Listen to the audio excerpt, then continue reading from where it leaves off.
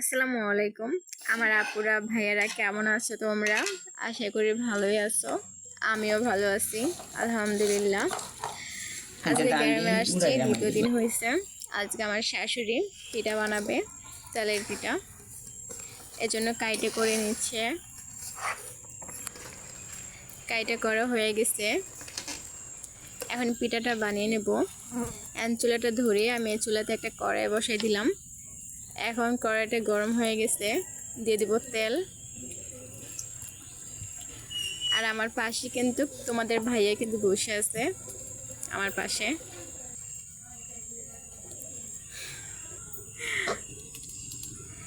এখন আমি এই কাইটা আমি একটা কাপে নিয়ে নেব চামচ দিয়ে।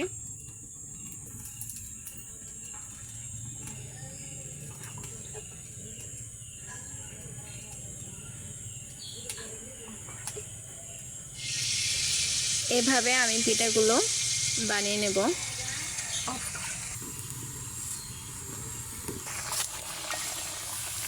এখন উল্টে দিব, উল্টে পাল্টে পিঠাগুলো ভেজে নেব।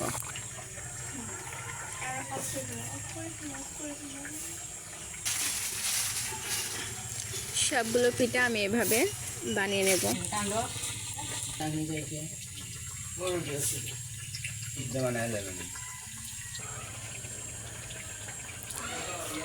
সব কয়টা পিঠা বানিয়ে নিলাম।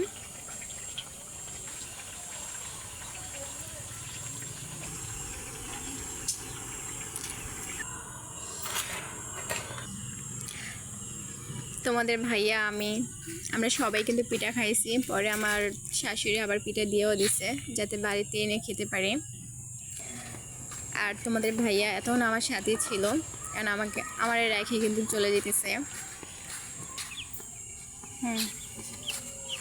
তারপর রাস্তা আমার জন্য তারা ছিল অনেকটা সময় ধরে বেচারা। আর তার সাথে ছিল আমার ননদের ছেলে। আমি যখন ঢাকা ছিলাম তখন তোমাদের ভাইয়া এই মুরগির বাচ্চাগুলো কিনে রাখছিল আমার শ্বশুরের কাছে। এতদিন আমার শ্বশুরের লালন পালন করছে। আমি যখন চলে আসছি, এখন আমার জামাই তোমাদের ভাইয়া এখন কিন্তু মুরগির বাচ্চাগুলো আমার বাড়িতে নিয়ে যাচ্ছে।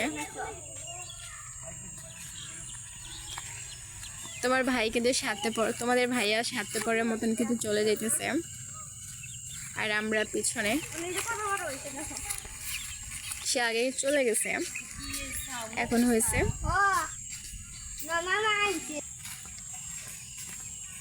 এখন যে অপেক্ষা করতেছে, এই ফার্মের চাবি হয়েছে আমার কাছে।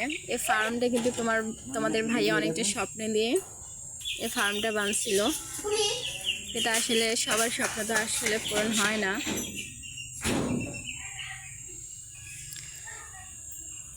এখন ফার্মে আমরা ঢুকে গেলাম, আর তোমাদের ভাইয়া দেখতেছে ফার্মের দরজা ঠিকঠাক আছে কিনা। আর এখানে মুরগির বাচ্চাগুলো ছটফট করতেছে কখন খাঁচার থেকে বের হবে।